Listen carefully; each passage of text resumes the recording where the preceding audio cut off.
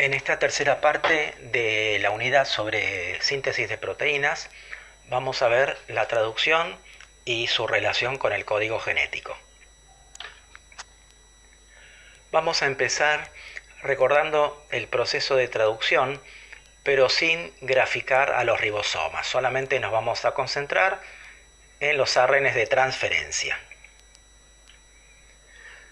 Recordamos que un ARN de transferencia con el anticodón siempre se va a unir al codón. En este caso, UAC con AUG, porque son bases complementarias, de la misma manera que se unen las bases del ADN, solo que en vez de haber timina, hay uracilo. Y a su vez, la metionina, en este ejemplo, siempre se va a unir a un ARN de transferencia con el codón UAC.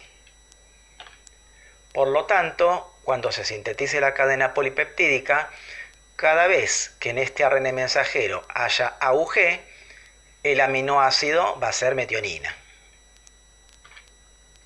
Acá pasa lo mismo, el codón CUU se va a unir al anticodón GAA. Y si este ARN de transferencia se une a la leucina, por lo tanto, cada vez que acá haya CUU, acá va a haber leucina. Y lo mismo ocurre para todos los aminoácidos y los ARN de transferencia. El punto crucial es este, es la unión del aminoácido con el ARN de transferencia correspondiente. La enzima encargada de esta unión se llama aminoacil ARNT sintetasa, que asegura que si el codón del mensajero es este, GUG, el aminoácido que ingrese va a ser valina en este ejemplo. Como cada aminoácido se une a un ARN de transferencia específico, tiene que haber varias enzimas de este tipo, es decir, 20 variantes de esta enzima.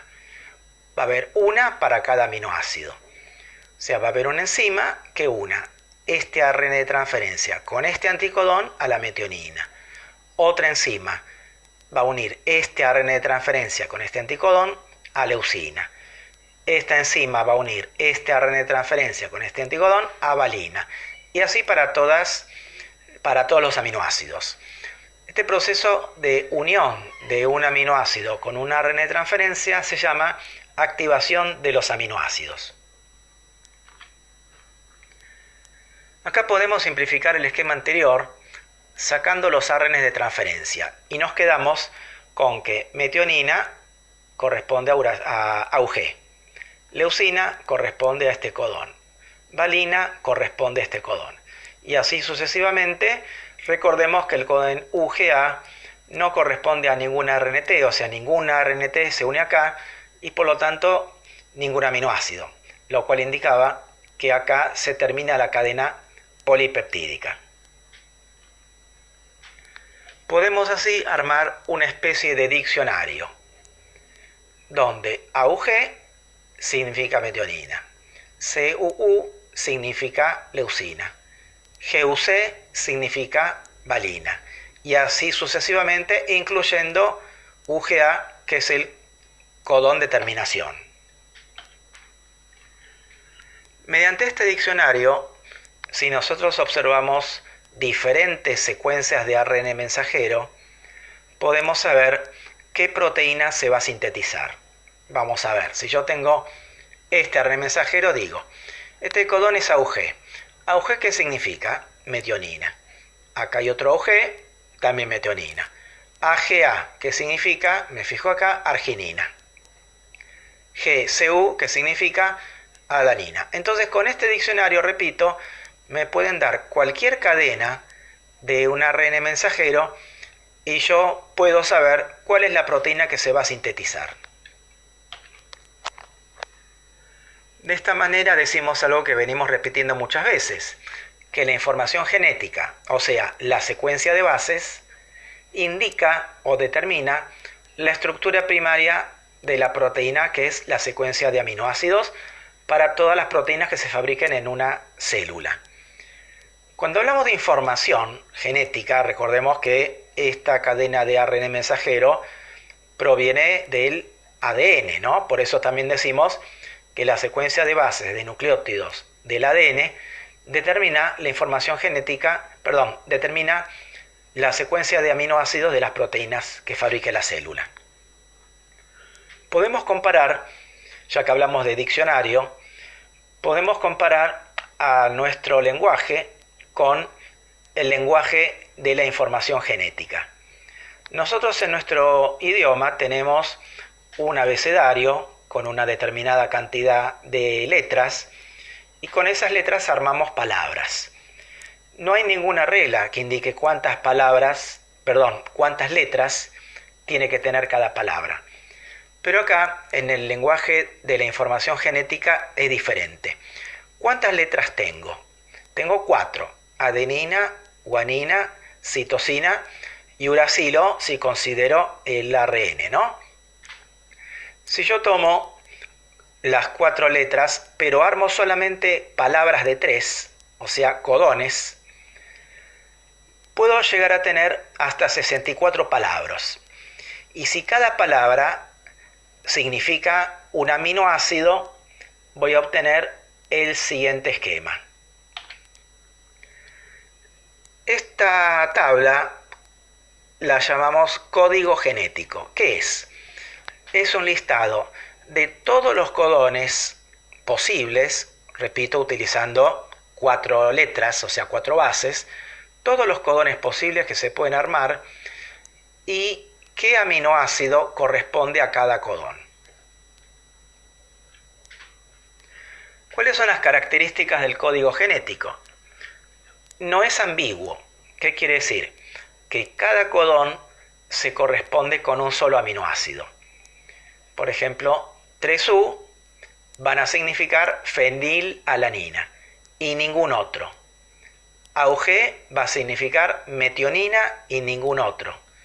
GUU va a significar valina y ningún otro. Eso significa que no es ambiguo. Otra característica es que es redundante o degenerado. Estos dos términos significan lo mismo. Significa que hay codones sinónimos. Los codones sinónimos tienen, nos guiamos con la misma idea que en el castellano o cualquier idioma. Los codones sinónimos son codones que se escriben distinto, pero significan lo mismo, igual que las palabras. Por ejemplo, estos dos codones son diferentes, pero significan el mismo aminoácido. Estos 6 codones son diferentes, pero significan el mismo aminoácido. Acá AUG no tiene sinónimos, solamente es un codón para metionina. Acá lo vemos en un ejemplo. Acá este codón es para leucina y este codón es diferente, pero también es para leucina. O sea que yo puedo tener codones diferentes, pero van a significar el mismo aminoácido. Los codones de terminación también tienen sinónimos. Hay 3 codones sinónimos. Con cualquiera de estos codones termina la síntesis de una proteína. La tercera característica del código es que es universal. Es el mismo para todos los seres vivos. O sea, cualquier cadena polipeptídica que se fabrique en cualquier célula de cualquier organismo se va a regir por el mismo código genético. Esto significa que si yo tengo una misma secuencia de nucleótidos del ARN mensajero en cualquier organismo, siempre se va a fabricar la misma cadena polipeptídica.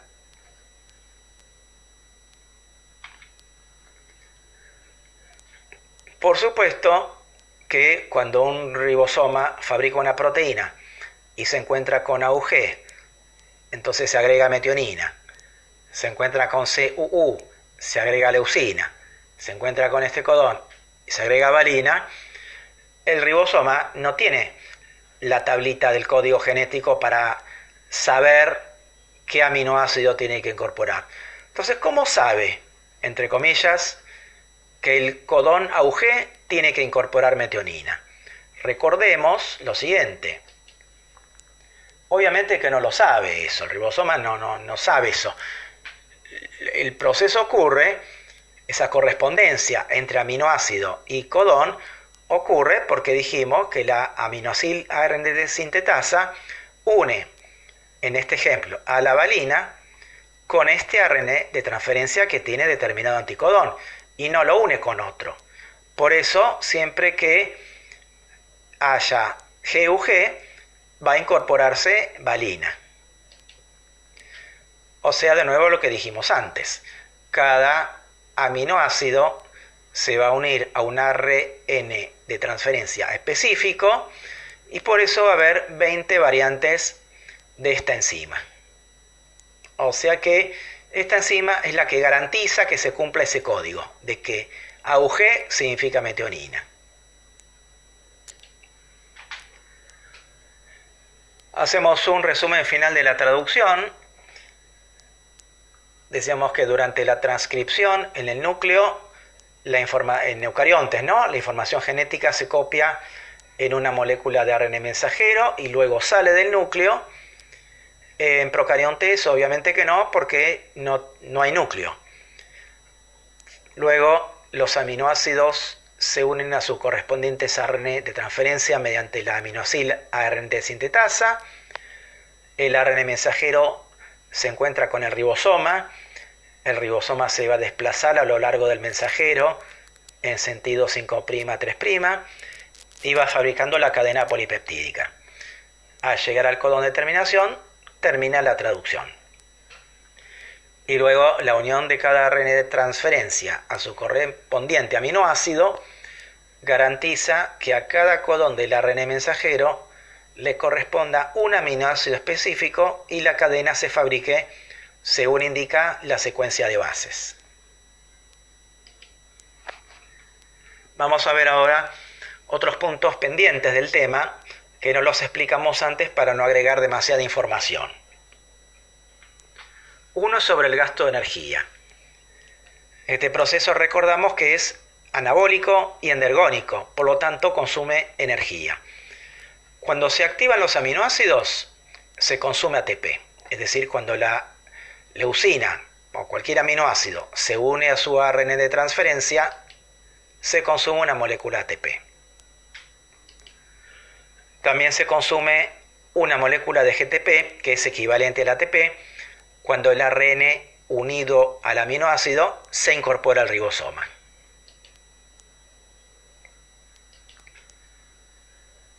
En la unión peptídica, la energía para la unión sale de cuando el aminoácido se hidroliza del ARN de transferencia. Acá están unidos, en realidad tendría que haberlos separado. O sea, se hidrolizan, libera energía y con esa energía se produce la unión peptídica.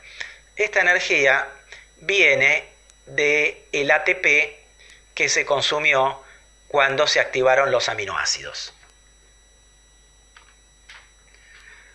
Cuando el ribosoma se desplaza a un codón, proceso que se llama translocación, ahí también se consume otro GTP. Otro punto que había quedado pendiente es un detalle. Cuando explicamos la traducción, habíamos dibujado el ARN desde acá hasta acá, como si justo empezara acá y justo terminara acá. En realidad no es así. Antes del codón de inicio y luego del codón de terminación hay una región no codificante. Por ejemplo, esta unión facilita la unión al ribosoma y a otros factores de traducción que no los mencionamos. También recordemos que en eucariontes acá hay una molécula que era el CAP y que acá en eucariontes había una cola poli A. O sea, y esta es la región codificante donde el ribosoma lee para fabricar la cadena. Luego una aclaración sobre la metionina, que el hecho de que todas las cadenas proteicas empiecen a fabricarse con metionina no significa que todas las proteínas en funcionamiento tengan a la metionina como primer aminoácido. Eso se debe a que las proteínas sintetizadas sufren procesos de maduración en los cuales pueden cortarse los extremos de la cadena y de ese modo se elimina la metionina. Una diferencia entre procariontes y eucariontes, vamos a ver ahora ese tema, diferencias entre procariontes y eucariontes, es que acá en procariontes la traducción es cotranscripcional. ¿Qué quiere decir esto? Que acá, mientras se está realizando la transcripción, que todavía no terminó, los ribosomas ya se unieron al ARN mensajero y comienzan a sintetizar la proteína.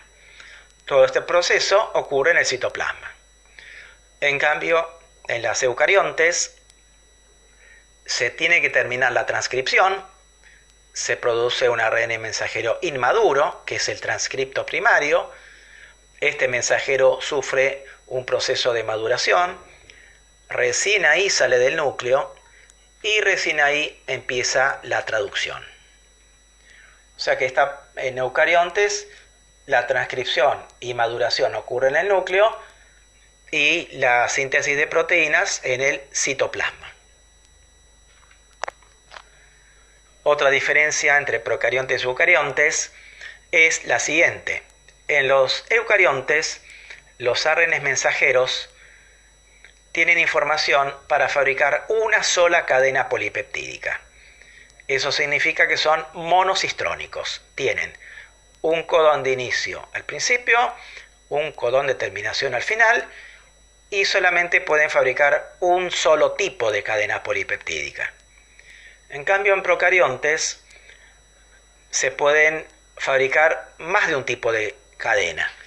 Acá tengo un codón de inicio y uno de terminación. Con esta información se fabrica una cadena polipeptídica. Acá tengo otro codón de inicio y otro de terminación. Se fabrica otra cadena distinta. Por eso se lo llama policistrónico. Poli es mucho. Acá se dibujaron secuencias para fabricar dos cadenas de distinto tipo, pero en realidad los ARNs mensajeros pueden tener información para muchas más cadenas. Otra diferencia son los ribosomas. Son más pequeños en procariontes que en eucariontes. Y también hay distintos tipos de ARN ribosomal en los ribosomas procariontes y eucariontes, pero básicamente el funcionamiento es el mismo.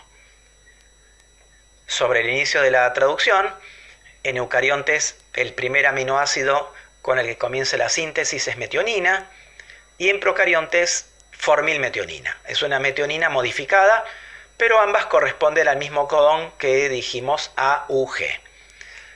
La diferencia esta solo vale para el codón de inicio. Es decir, las metioninas que se incorporen luego cuando el ribosoma sintetiza la cadena van a ser metioninas y no van a ser formilmetionina.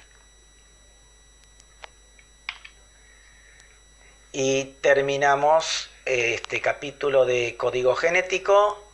Fin, por eso un codón de terminación.